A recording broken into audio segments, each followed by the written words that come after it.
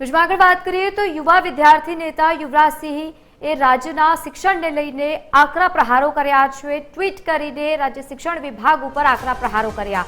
ગુજરાતને શિક્ષણ માટે પ્રયોગશાળા સમાન ગણાવ્યું છે। રાજ્યના શિક્ષણ વિભાગમાં અંધેરી નગરીને ગંડુ રાજાનો માહોલ। ખાનગી કંપનીમાં લાભાર્થી એકમ કસોટીનું તૂટ ચલાવવામાં આવ્યું। 6 વર્ષ સુધી વિદ્યાર્થીઓને માનસિક ત્રાસ આપ્યા બાદ એકમ કસોટી બંધ। રાજ્યની 49,000થી વધુ શાળાના શિક્ષકોના હજારો કલાકોનો વેડફાટ થયો। આ ટ્વિટર પર પોસ્ટ કરી એક સોશિયલ મીડિયા પ્લેટફોર્મ પર તેમણે ટ્વીટ કરી છે અને જેમાં આકરા પ્રહારો કરતા યુવરાજસિંહ જાડેજા જોવા મળ્યા।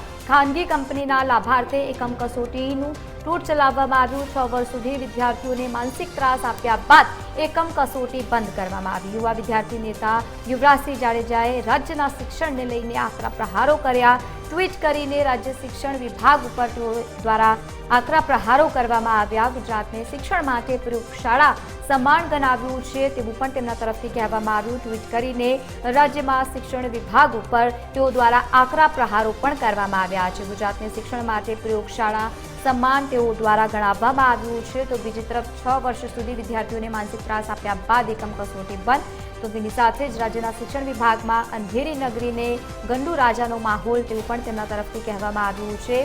આકરા પ્રહારો કરતા તેઓ જોવા મળ્યા।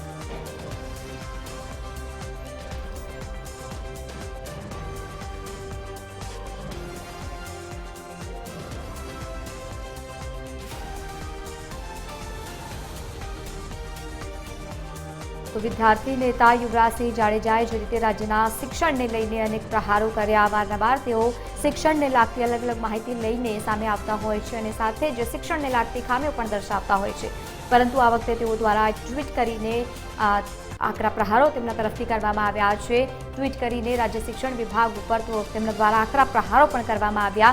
રાજ્યના શિક્ષણ વિભાગમાં અંધેરી નગરીને ગંડુ રાજાનો માહોલ છે તેવું તેમના તરફથી કહેવામાં આવ્યું। એટલે કે આડકતરી રીતે શિક્ષણ વિભાગ ઉપર આકરા પ્રહારો કરતા તેઓ જોવા મળ્યા હતા। તો સાથે જ તેમના દ્વારા કહેવામાં આવ્યું જે રીતે 6 વર્ષ સુધી વિદ્યાર્થીઓને માનસિક ત્રાસ આપ્યા બાદ એકમ કસોટી બંધ। તો સાથે જ રાજ્યની 49,000થી વધુ શાળાના જે શિક્ષકો છે હજારો કલાકોનો સમય પણ તેમનો વેડફાટ થયો છે। યુવા વિદ્યાર્થી નેતા યુવરાજસિંહે રાજ્યના શિક્ષણને લઈને અનેક પ્રહારો કર્યા। અલગ અલગ વાતને લઈને તેઓ દ્વારા માહિતી આપવામાં આવી। ટ્વીટ કરીને સોશિયલ મીડિયા પ્લેટફોર્મ એક્સ પર શિક્ષણ વિભાગ ઉપર આકરા પ્રહારો કરતા જોવા મળ્યા। ગુજરાતમાં જે રીતે શિક્ષણની વ્યવસ્થા સતત કથળતી જઈ રહી છે તેનાથી સૌ કોઈ વાકેફ છે। રાજ્યમાં જે રીતે શિક્ષણની વ્યવસ્થા અને ખાસ કરીને વિદ્યાર્થીઓ જ્યારે ભણવામાં આવે પરંતુ શિક્ષકોની પણ ભારે ઘટને લઈને અનેકવાર તેઓ દ્વારા વાત કરવામાં આવતી હોય છે અને સાથે જ રીતે રાજ્યભરમાં પેપર ફૂટવાની પણ ઘટના બનતી હોય છે તેને લઈને પણ અનેકવાર તેઓ દ્વારા માહિતી આપવામાં આવતી હોય છે, પરંતુ અત્યારે જે આકરા પ્રહારો તેમના દ્વારા કરવામાં આવ્યા છે શિક્ષણ વિભાગ ઉપર ટ્વીટ કરીને તેઓ દ્વારા માહિતી આપવામાં આવી। શિક્ષણ જગતને લઈને તેઓ દ્વારા જ્યારે માહિતી આપવામાં આવી આકરા પ્રહારો તેઓએ શિક્ષણ વિભાગ ઉપર કર્યા છે।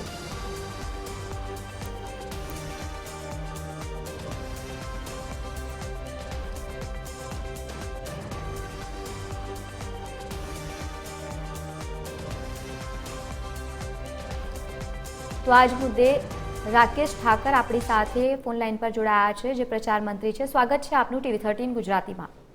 ધન્યવાદ। રાકેશજી, જે રીતે શિક્ષણ વિભાગ ઉપર આકરા પ્રહારો કરતા જોવા મળ્યા છે શું કહેશો તમે? શિક્ષણ વિભાગ ઉપર કોઈએ આકરા પ્રહારો કર્યા છે પણ રાષ્ટ્રીય શૈક્ષિક મહાસંઘે આ એકમ કસોટીને રદ કરવી એવી માંગણી સરકારશ્રી પાસે કરેલી છે। પ્રચાર માધ્યમથી અથવા તો આ પ્રેસમાંથી કેટલુંક વાંચીને આજે જાણવા મળે છે કે એ દિશામાં સરકાર વિચારી રહી છે। એટલે જો સરકારી દિશામાં વિચારી રહી હોય તો ખૂબ આનંદદાયક સમાચાર છે શિક્ષકો માટે તો। પણ સૌથી મોટી મહત્વની જે વાત છે ને કે આ સંદર્ભે સરકારે બહુ સારું પગલું લેતા એક સમિતિની રચના કરી છે ડોક્ટર જયદેવસિંહ જાદવ ના અધ્યક્ષ પદ તળે। એમાં ઘણા બધા શિક્ષણ શાસ્ત્રીઓ અને સંગઠનના અમારા નેતાઓ અને આ બધાનું એક સમિતિ બનેલી છે અને એ સમિતિ ભેગી મળીને આનો નિર્ણય લેવાની છે। એટલે શિક્ષણ શાસ્ત્રીઓ શું સાચું સૂચવે છે એના આધારે આધિકારિક તौर પર અમારા સુધી આનો કોઈ માહિતી આવી નથી। સરકારશ્રીએ અમને કોઈ એવી જાણ કરી નથી હજુ સુધી. આ પ્રેસના માધ્યમથી, મીડિયાના માધ્યમથી જાણવા મળે છે કે આવું કંઈક છે. જો એ દિશામાં હોય તો અમને આનંદ જ થશે. બિલકુલ બિલકુલ. આપણી સાથે વિદ્યાર્થી નેતા યુવરાજસિંહ પણ જોડાયા છે, તેમની સાથે પણ વાત કરીએ. સ્વાગત છે આપનું TV13 ગુજરાતીમાં. યુવરાજભાઈ, સૌથી પહેલા આપે જે રીતે ટ્વીટ કરી અને શેર કરી છે એક ઇમેજ, એમાં આપે અનેક પ્રહારો પણ કર્યા છે, શું કહેશો?